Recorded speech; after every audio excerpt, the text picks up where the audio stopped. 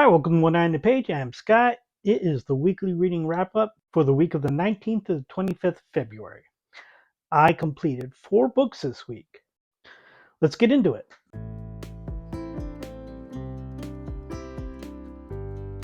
Last week I only completed 2 books.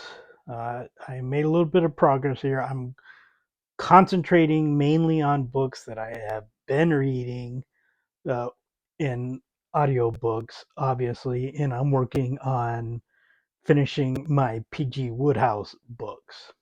So, the first book that I did finish, which was French Lead by P.G. Wodehouse. This book was published, I believe, in the 1950s. It was not difficult to find, but a little bit difficult, not difficult, a little bit costly for a P.G. Wodehouse book. Although it was published in the 50s, it's not one of his better known books. Having read that, I can understand that, I think. It's it starts with 3 sisters who work on a chicken farm because why wouldn't they work on a chicken farm?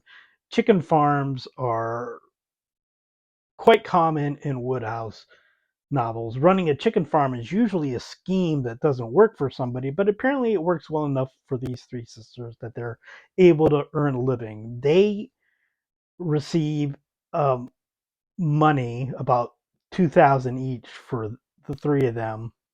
And the 2 younger sisters decide that they want to go to France to enjoy vacation. And the older sister comes too because she's a bit of a worrywart. Uh, one of the girls, and I have blanked on their names. Okay, I blanked on one of their names. The oldest is Kate. The I don't know which one of the other 2 is older, but one is Terry or Teresa. I'm totally blanking on the third. There's a reason for that though, because she sort of disappears from the novel halfway through it. She doesn't die or anything for a reason. She says she's going to go home, and then she's just not heard from again in the novel. And one of the other sisters disappears 3/4 of the way through the novel and just isn't heard from again. So the 2 younger sisters want to go to France to, live it up a little bit and also possibly seek romance. So they get there, and there is a marquis who, although he is a marquis, he is down on his luck. He's an elderly gentleman. He has a son who is a writer. The marquis looks down on writing, even though the the father is working as a clerk, and not long working as a clerk because he gets fired rather quickly in the novel. And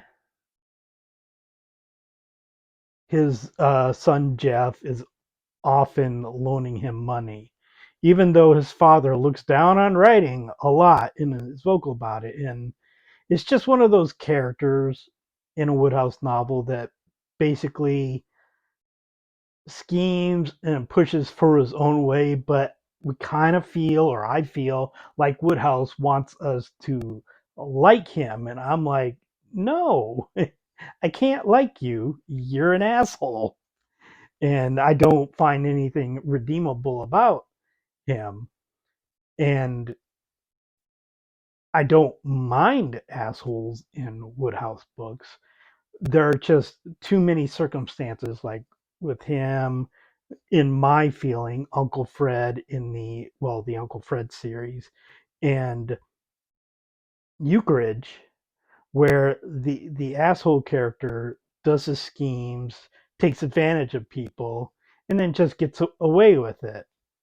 It's like, if you're gonna have an asshole character, they gotta get at least a little payback on them. I feel you may think that he does, the marquis, I don't think so myself, but that's neither here nor there. One of the girls, the American girls, falls for Jeff, but the Marquis's ex-wife, who is an American, is trying to get her daughter married to a another person who's basically a millionaire, but she thinks that the American girl is trying to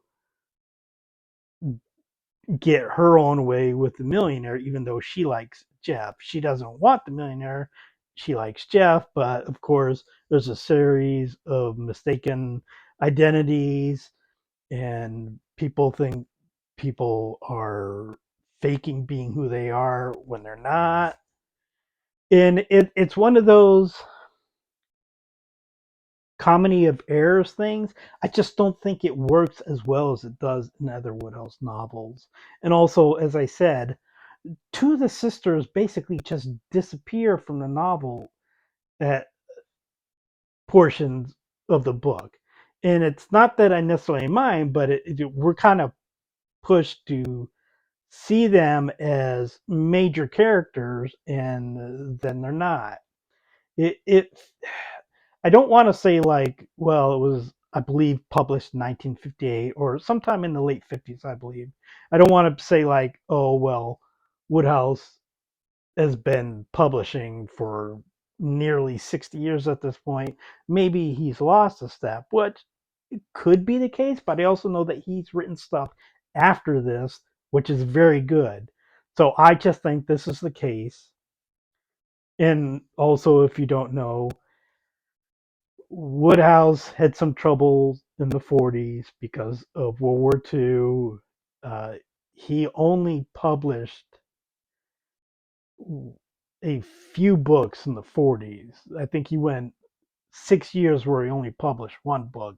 So I don't know if he got thrown off his writing game after World War II, and that affected some of the stuff that's published then. I don't have the list in front of me right now, or I could look at it and say, oh, these were published then. Yeah, they weren't very good either, or whatever.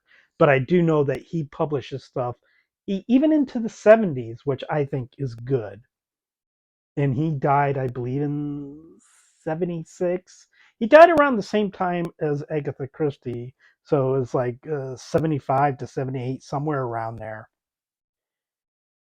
So I just don't think it's plotted very well.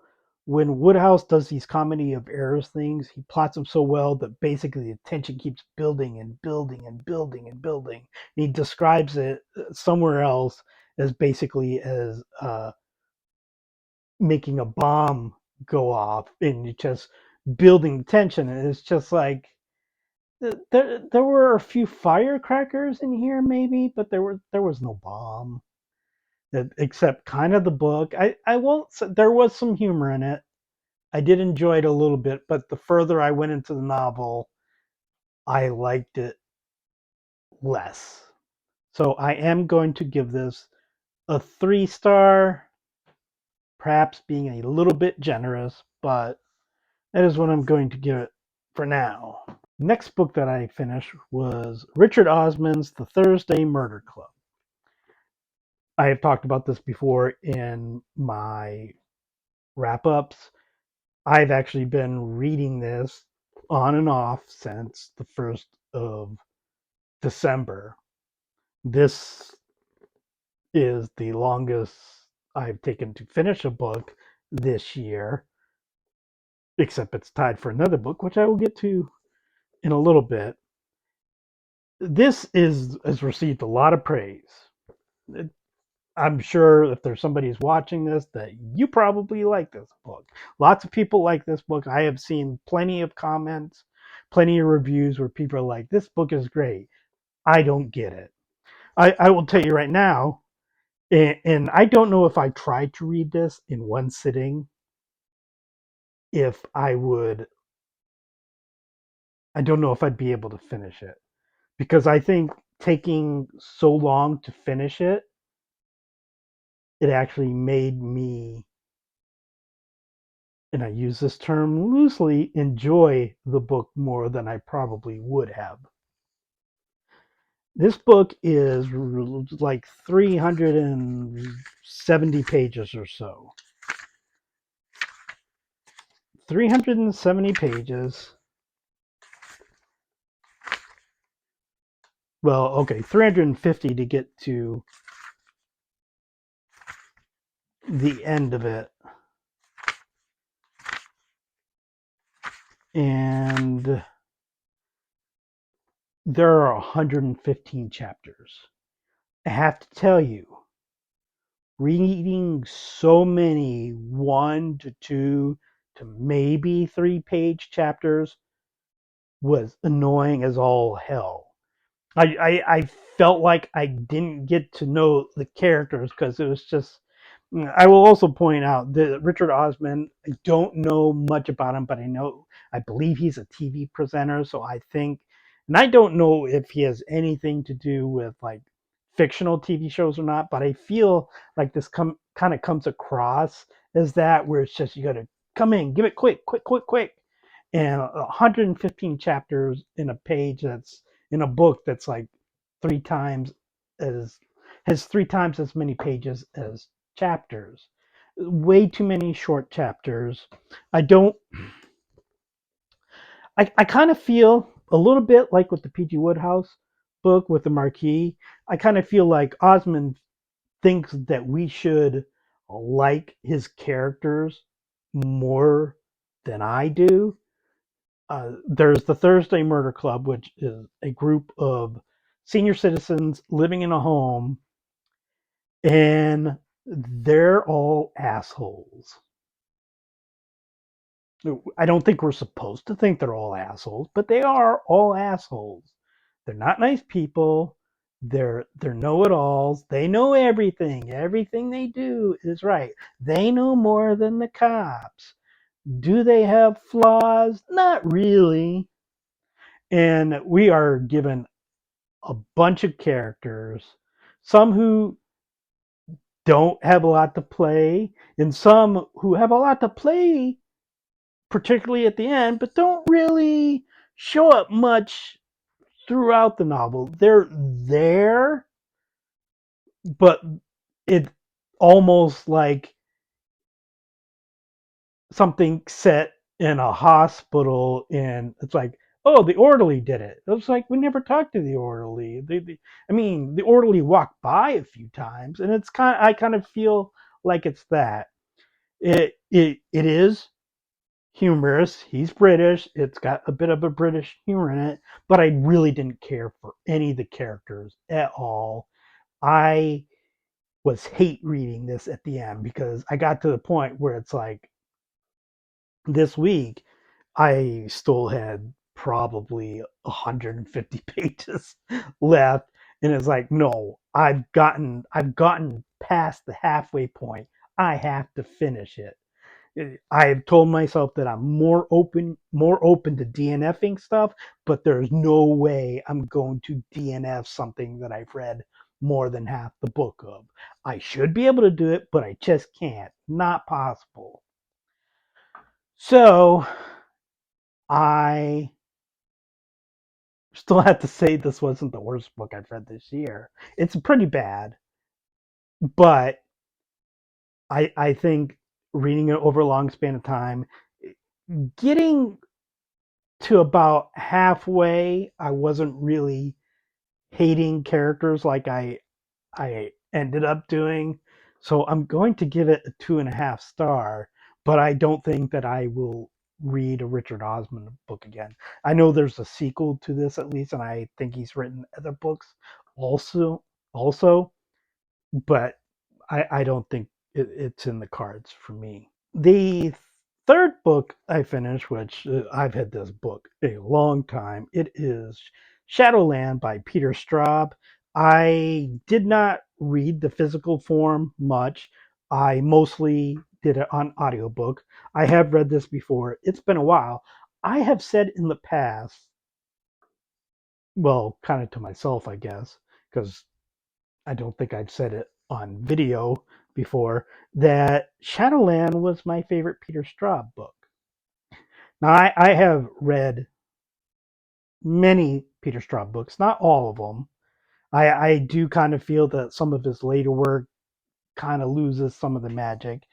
But, I've read Ghost Story, Floating Dragon, this one. I believe I read Julia, but I'm not positive. I read the Blue Rose trilogy, and of course, I read Talisman and Black House that he co-wrote with Stephen King. So I've read, I believe, Pork Pie Hat. In a few of his later ones, I tried to read A Dark Matter by him last year, but I had to DNF that one. Now, this was written in 1980. I don't know the last time I read it because even though I have said it's my favorite Peter Straub book, it's not the Peter Straub book that I've read the most. I have read both The Talisman and Black House more than this, and I have read definitely The Throat, and I'm forgetting the other books in the Blue Rose trilogy, but I think I've read at least two of them more than I've read this. I may have only read this once or twice, but I can't recall. So, thought it was my favorite Peter Straub book. I still enjoy it, but it is about two 15-year-old boys. Mainly one 15-year-old boy, but two of them. And I think that my enjoyment of reading that at the time that I was a teenage boy is greater than what it is now. I think my enjoyment, whoops, I think my enjoyment also had a lot to do with the setting and magic, but I didn't really know it at the time. I don't think my reading ability had gotten to the point where I recognized, oh, these are somewhat stereotypical characters. Some of them don't have a lot of depth. Some do. And I have to say, and this isn't Peter Straub's fault at all, but it is something that he does quite a bit, is he, one, boarding schools. After having read Wodehouse quite a bit, I'm kind of tired of boarding schools. Not Peter Straub's fault. Also, the young boy under the tutelage, either good or bad, of a much older man. That's kind of a trope that Peter Straub has done a few times. He does it in the Blue Rose trilogy, kind of does it in like Ghost Story, although it's a young man, not a young boy. And I believe in Floating Dragon too, and obviously in Talisman it's there too. Although I that's probably my favorite of that type of trope. So also you have the you kind of have like the supernatural sort of version of the manic pixie dream girl in here, which of course is not something that I recognized when I first read it, and it was published in 1980. We didn't have that term for it then. I don't know if there was a term for it at that time. So I still like the book quite a bit. I would not say that I love it. I know that I've read books from the Blue Rose trilogy, not recently, but probably sometime in the last decade. And I know that I still love those books. So if I were to ever do a Peter Straub ranking, one, I would have to reread all the books and read the books that I have not read. Some of his later ones just don't do a lot for me. I believe because some of his later ones I haven't been able to finish. So I am going to give this one a 4 star. Still very good, but I was expecting to give this a 5 star when I started to listen to it again. And the last book that I finished this week was Charlotte Perkins Gilman, The Yellow Wallpaper, Herland, and Selected Writings. This contains a novel, Herland. I think 20 or so short stories and poems. Now, I'll be completely upfront. I read everything in here, but and this is a book that I also started on the 1st of December. I read the poems probably within the first 5 days of starting to read this. Read them all, could not tell you anything about any of the poems. I have stated in the past also, I'm not much of a poetry guy. There are poets and poems that I enjoy, but I seldom go, hey, I'm gonna read a book of poetry, or unless it's like the stereotypical standbys like Robert Frost or E. Cummings, somebody like that. I have like Yates here that I have like the entire collected edition that I had probably read maybe a dozen poems in it. The thought of reading Whitman's Leaves of Grass makes me twitch. I love poetical language. I just don't think I can invest myself in poetry like that. So the poems I read, zoop, zoop, out. Herland is a novel about uh, a basically a undiscovered country made entirely of women who have basically developed their own culture and history. They there are no men in here until these three, I guess, kind of explorers come. They have found a way to reproduce without the need for men.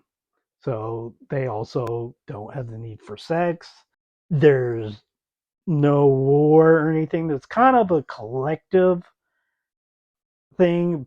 There are women who take care of children because they're skilled at taking care of the children, even though like mothers still love their children and care for their children. The collective recognizes, well, these women are better at educating and all that, so they will take care of that. Well, you will still be their mother, kind of thing. So these three men get there and they're basically captured, but the women want to learn from them, so they stay there for quite a while and they learn the language, and they have little philosophical debates back and forth, except for there's oh I think there's Van is the narrator. There's Jeff, who is kind of basically a worshiper of these women after a while. And there's Terry. Terry is like every stereotypical thing you might think about a man around the late 19th century, early 20th century. He, you know, woman is the mother. A woman must be conquered by man and give herself up to man, kind of thing.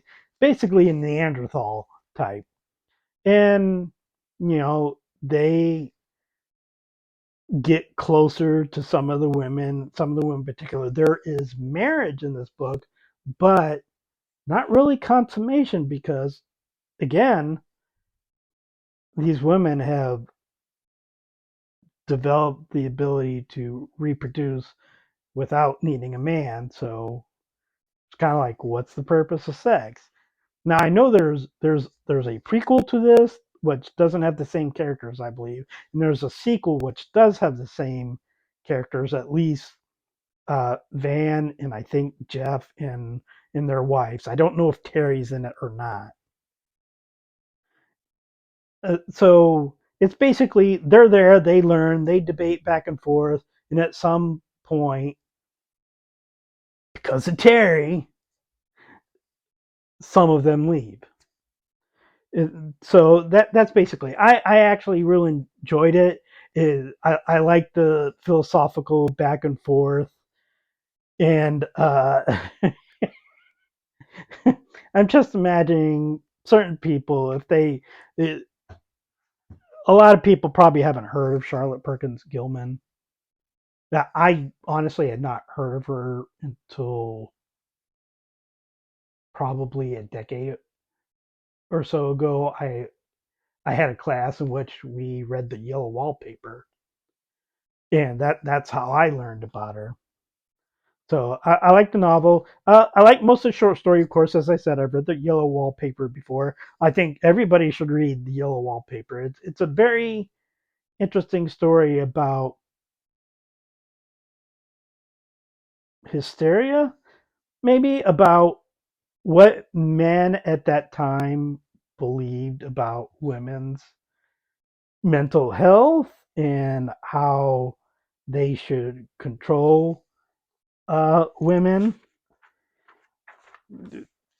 I mean, if you have anything against the feminist writing, you probably want to stay away from this book. Uh, Gilman is definitely a feminist. I I like most of the short stories in here. Some of them were kind of like very short and like, oh, okay. She does get very philosophical about women standing in the world and relationships, and but I think so. 19 stories, and I like them. Definitely the Yellow Wallpaper. The Boys in the Butter is just an amusing one. Not this one. I don't think necessarily talks about feminism at all, but it's more about organized religion. So, oh, Mrs. Beasley's Deeds is about a woman's right in a marriage, which that was published in 1911, and it's like I can imagine that being published in 1911 might have stirred quite a bit of controversy. Oh, Making a Change. That is almost, not quite, but it's almost like sort of about postpartum depression, which, again, not something you expect to see at that time. So I really enjoyed it. I'm giving it a 4 star. Honestly, the only reason I think I'm giving it a 4 star, I think I probably would have given it a 4.5 star because some of the stories were not bad, but they were almost kind of toss offs. They're like, okay, but the poetry. And that's just a personal preference. Uh, like I said, I can't even remember the poetry. Yeah, just reading over that quickly. That's a 4 for me. If you take out the poetry and it's just the novel and the short stories, that's a 4.5. So, considering I don't remember the poems, even though I did read them, I guess a 4.5. Let's say 4.5. So that's what I read. I gave you my update of all the books I am currently reading. I don't have anything to add to that. I haven't progressed too far in a lot of the books because I've been reading these books. And the only other thing I have to add is I finished Shadowland today, so my next audiobook is going to be The October Country by Ray Bradbury, which I have read before, but that's been a long, long time. And I wanted a book that I could finish in February. And it's like almost 11 hours. I listen at 1.2 speed, so it's going to be like a little bit more than 9 hours. So with driving and with listening while I'm doing stuff at home, I should finish it before the end of the month because so far I finished 14 books this month, which is a little bit lower than what I finished in January, but that's fine. So that's it for this week. Please like and subscribe, leave a comment, and I will talk to you next time.